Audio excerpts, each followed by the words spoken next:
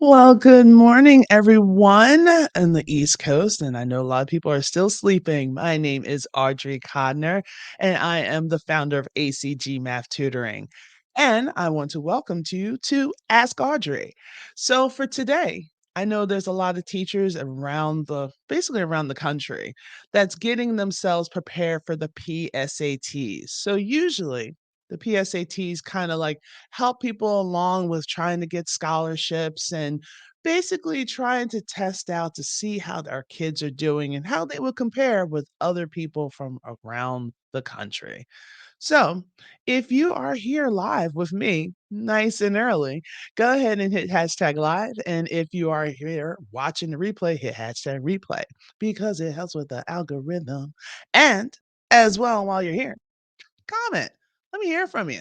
Sometimes I feel like I'm just sitting there chit chatting. Yeah, I can do that. All right. So let's kind of like go back to the very beginning. Like, what is the PSATs? We always have most of these kids basically from some are ninth graders because we also have some kids that are in the eighth grade that's doing the PSAT, especially if they're like the advanced student. If they're taking like Algebra 1 or maybe even geometry in eighth grade, some of them, they do have a PSAT that is designed for the eighth and ninth graders. They finally just did something. But the PSAT basically is shortened for Preliminary Scholastic Aptitude Test. So it ranges everything from mostly our advanced classes, like I said, to kind of help a lot of the people just to see, hey, are you college ready? And if so, oh, if you're really advanced early on, let me give you a little bit of a reward. And most of the time, that reward is going to be a scholarship. So we all know college is expensive. Just in case you didn't know, college is expensive. So we have a couple people coming in. Hi, how are you guys? So what they do is they have it like in three forms. So you have the PSAT, which is for eighth and ninth graders. You have the PSAT, the actual one. I think there's another one that has like a NMSQT. Yeah, they're testing, right? And that's usually the general one. And then there is a PSAT that's designed for 10th graders. So I know that there are students that are taking it all the way up to like their junior year. So most of the public schools will have like a day that they'll take the 10th graders, the 11th graders, and maybe some of the 12th graders, and they will actually set them up into certain rooms. They make sure they take all the information down, like take all the formulas off the walls if they're in a math classroom. They don't have like any sentence structure, so they have to cover all those things up. And they sit there and there's a whole process. They go through the whole speech. Let's try sample 1, let's try sample 2, and then we gotta do all the bubbling, right? Yeah, yeah, they're still bubbling. It's crazy. So they do all the bubbling, and then after all that bubbling, then they go into the test, and they have to sit still for a certain amount of time. Some sections, it will be like 45 minutes. Some sections will be like 35 minutes or 25 minutes. And it also depends on how many questions that they have. Some of them, they'll be able to go through it really quickly and then they sit. They can't go to the bathroom. They can't be on their phones. They have no stimulation whatsoever. They can't read a book, nothing. They have to sit down and just stare at the walls. Or some of them will like fall asleep, which is always hilarious, especially the ones that snore. But when they're sitting down and they're taking this exam, a lot of them, you can see the life is just being literally sucked out of them. And then you have some students that are like completely stressed out, like to the point on the verge of tears.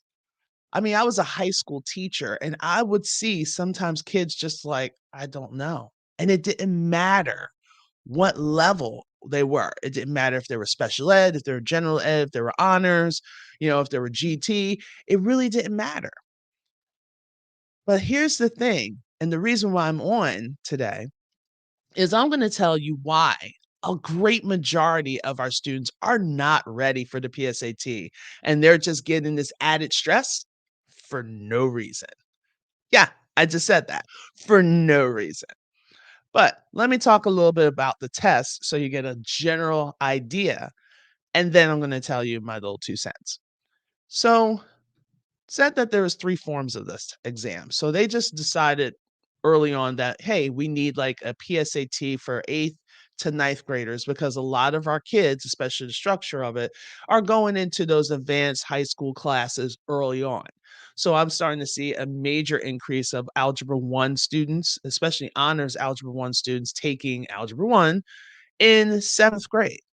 And then we have some taking geometry in 8th grade. I actually have a student that's gonna go into Algebra 2 as an 8th grader. This is fun. All right. So it's just basically doing like a baseline to see, are you college ready? Like, can you perform at this level? And a lot of kids, and there's a lot of programs at some colleges that are actually designing a high school that actually feeds those kids into their university. So there are some out there, believe it or not. I'm helping a couple of kids, so I definitely know. So with that PSAT, that's usually just for the 8th and the ninth graders that are taking advanced math classes. So and it's only in English and in math. Okay. Just want to put that out there. So with the PSAT, the general one, this is the one that helps you with what you probably heard of, like a national merit scholarship. So it helps you like qualify for that. So then let me put it this way. When you go for a scholarship, it's like free money. You can get scholarships ranging from like 1,000 or $5,000 all the way up to like $10,000.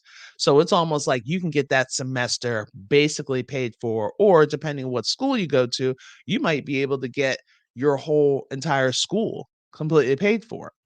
Now, if you're showing that great amount of wisdom, and then you can actually break down all these concepts, and you know they're going to reward you, like I said earlier, with this scholarship.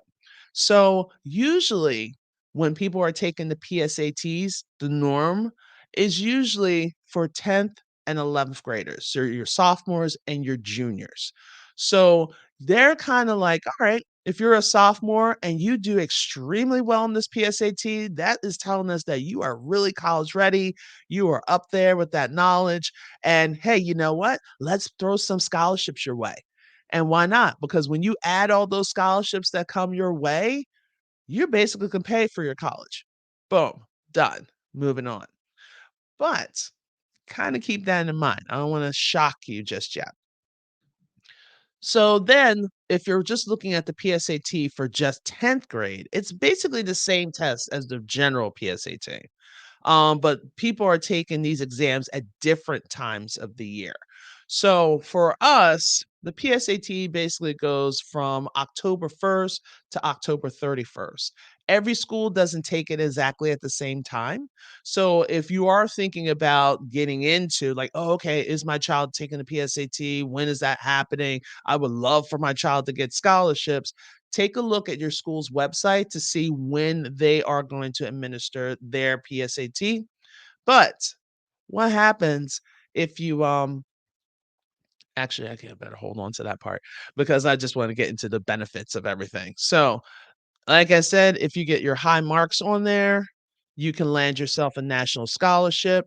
And there are like different types of scholarships because I know that's what really kind of drew you in.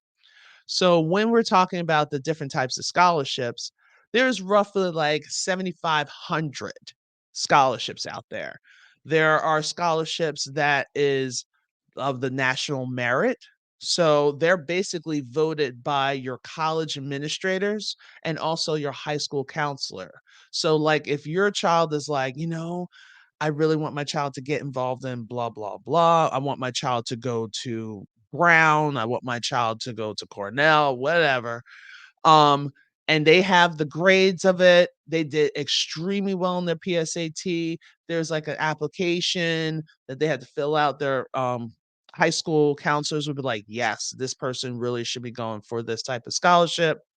That's usually the ones that makes the decisions with the merit scholarship. So after the merit scholarship, then we have what's called like um different businesses will sponsor. So different corporations. There's like 1,000 of corporate sponsored scholarships. So like I can go to Nissan or they might have like an academic scholarship. I know Chick-fil-A has like an academic scholarship. Um some of the big boys, Target, anyone. Sometimes they have like around 1,000 of those different scholarships. So that can basically go ranging all the way up to like 10,000. Like I said, that could be like a $500 scholarship, could be 5,000 or it could be 10,000. So another one, usually the last one, is like college sponsored scholarship. So every college has like their academic. I went on an athletic scholarship. Um, that ranges from I don't even know how much it was, but it paid for my whole college. Um, but a lot of them did range around like 5,000 to $2,000. So you can be doing like for your academics, you can probably have a scholarship because you're an African American person going into a particular college and you have certain amounts of grades. You can be a Anglo-Saxon, you can be an Anglo student, and then you can be going to a minority college and you can get like a certain scholarship. So there's like those three different types. Now, if you want to look more into the PSATs and more into the scholarships, one of my suggestions is go and talk to your guidance counselors, or you can look it up online. Just look up what's called Naviance. You're probably going to hear that word quite often from your parents, from your teachers, and from your counselors. And this is how they kind of keep track of all the scholarships because, life is crazy. So we all need organization. But take a look on the internet. What kind of scholarships? There's tons of scholarship platforms as well. You just really have to sit down and fill the information out. So now that was all the fun stuff. So that's not why we're here. So we're here for me to tell you why our kids are not ready for the PSAT. So again, if you're here, go ahead and hit a comment. If not, you can hit hashtag live. And if you're watching the replay, hit hashtag replay. Yeah, yeah, helps with that. You're like, come on, RJ, give me some heart. I'm like, yeah, I would, but not right now. Because now I'm starting to get a little serious. So, like I mentioned, the PSAT has certain ranges. It's mostly for like high school level classes. So if you're a person that's in the seventh grade, your child's in the seventh grade, they take Algebra 1. Then in eighth grade, they take geometry. And then ninth grade, they take Algebra 2.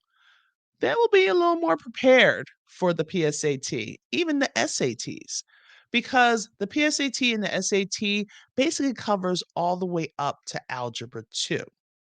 So I know some schools will switch the geometry into algebra 2. Someone will do algebra 1, then algebra 2, then geometry. Got you. But if you get that combination by your ninth grade year, you'll be pretty solid when it comes time to take the PSAT as a 10th grader.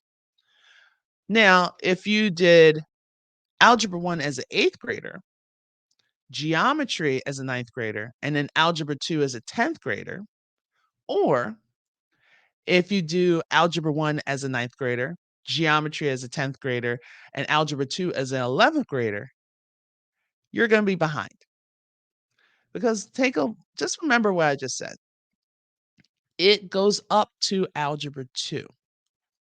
So if you haven't covered the algebra 2, if you're currently in algebra 2, and let's say you're taking the PSAT today, it's what is it? October the 10th. You haven't covered all of algebra 2 yet. So there's going to be a lot of components that you haven't seen before. Some people are basically doing a lot of review of algebra 2. Some people are just in the very early stages, like a lot of the review of algebra 1 and trying to grow and all that. But you haven't covered everything from algebra 2 yet. So since you're currently in algebra 2 and I know your child is gonna sit there and look at this test and she's gonna be or he's gonna be like, "I don't know this question. I've never seen this before." You're right, because you haven't. You haven't seen it yet. So even if I go back to the original one, even if we had our ninth graders and they take that 8th, ninth PSAT, they'll might have a better chance just to see if you're college ready. They just wanted to get a baseline because they're not counting it towards the scholarships. Okay. So if your child is taking the PSAT 8th and ninth grade version of it, don't sweat it. They just want to see if you're college ready. But the official PSATs is happening in 10th grade and 11th grade. And yes, I do see some 12th graders also sitting down and taking the PSAT, or they're just going to have some kind of event for them because then they can take the SAT later on. So they're not ready. So when you see their PSATs and they're not in this realm when they had Algebra 2 as a ninth grader, they may do perfectly fine, because remember, it's multiple choice for some aspects. So they might be able to guess it correctly. They might be able to do the process of elimination. But I know a lot of parents are like, "Okay, I need to get their scores up. Let me go get a tutor. Let me get you some extra training. You gotta do all this stuff." Well, if you stop and think for a moment, because parents, you don't know, and that's why I'm here to educate. When we stop for a moment, your kid wasn't exposed to it for the first time. Like, think about you trying to do anything for the very first time. Were you a perfectionist at it? Did you do it perfectly? No. We needed some time. We needed some processing. So if they haven't seen factoring yet, they're not going to know what to do anytime that their leading coefficient is a x squared. They're not going to know what to do. Some of you probably like, what the heck did you just say? It sounded like a foreign language because it is. Math is its own language. So I understand, like, when people ask me, like, hey, can you tutor a ninth grader? Well, what is their ninth grader doing? Not every ninth grader is doing the same exact tracking. So the same things happen with the PSAT. Well, I want my child to be ready. I'm like, okay, I can expose your child to much information as possible, but your child hasn't gotten the instruction up to algebra 2. So there's going to be some components of, you know, pre-assessed math, like maybe some pre-algebra or some algebra 1, but mixed in with some algebra 2, because the SATs do not test exactly how it is in class. They take combinations of different properties, mix it together, and boom, it gives birth to a SAT problem. So it's never just straightforward, like factor this. No, they'll give you a story where you have to put the pieces together and then realize that, oh, I have to factor. So when they don't get exposed to that, that's crazy.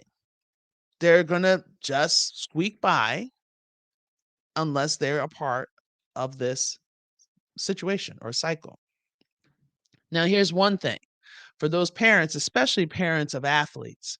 Everyone's like, "Oh, they're going to look at your senior year." No, they're looking at your middle school, basically from 6 to 11. So if you have a child that's leaving middle school and now they're in high school and they think they can play around in ninth grade. Oh, yeah, yeah, let me play around. Let me be a jokester.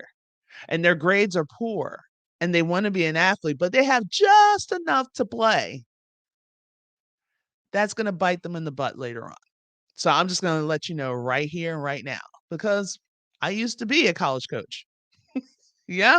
Who knew? I've done so many things.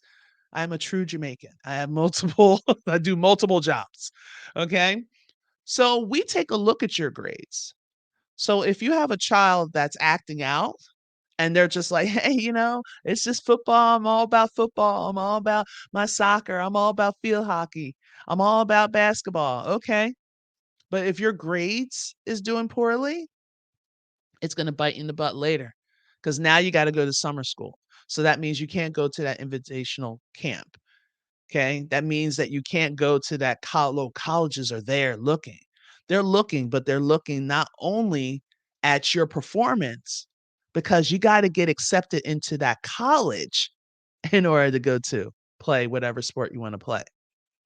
You have to understand, you have to get your athletic ability to get the college diploma, to get that networking opportunity. So when it comes to the PSATs, yeah, they're gonna struggle, but at the same time, we gotta get those academics situated. So one way that you can kinda get through, and it's just like my one key test taking advice, and I did mention that, is POE, not Poe, Poe, like Edgar Allan, okay? POE, process of elimination. If you know what slope is, if they say find the equation of the line that's parallel, parallel is my keyword. Parallel means same. It doesn't cross. So that means they have to have the same slope. So when I'm looking at my answer choices, anything that gives me a different, if I'm supposed to be looking at a positive slope, anything that's giving me a negative slope or a negative reciprocal, I'm crossing out. So process of elimination. Now I'm looking at two choices instead of four. So it is, you have to know and understand, especially a strength of Algebra 1.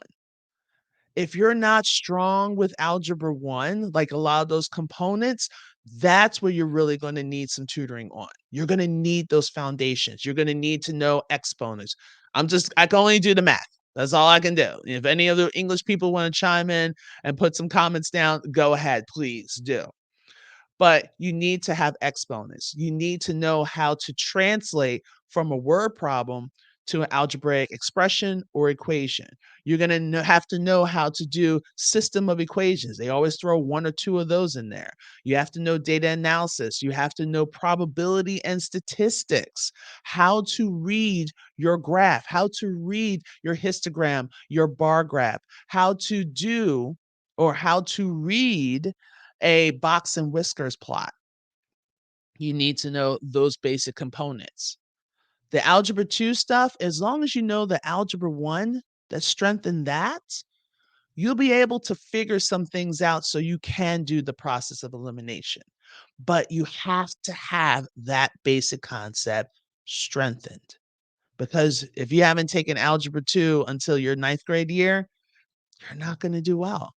You may be able to squeak by and get a good amount, but it's not your fault because you haven't been exposed to the concept. So that's my advice. That's it.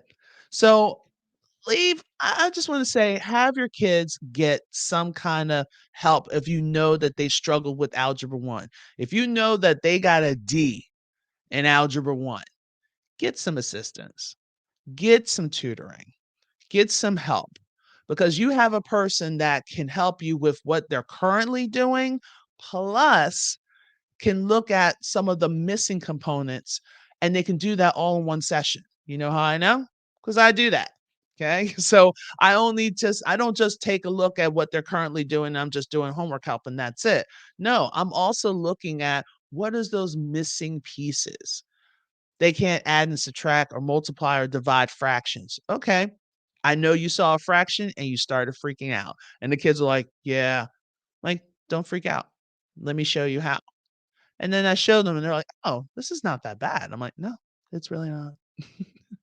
And if you're allowed, remember there's a calculator section and there's a non-calculator section. So if you're a child, unless they have special needs and they can take that version of the test, because there is, so make sure if your child is receiving any kind of special ed needs whatsoever, an IEP, a 504, make sure that that is mentioned when they're taking their PSAT and make sure that they're getting that extra time.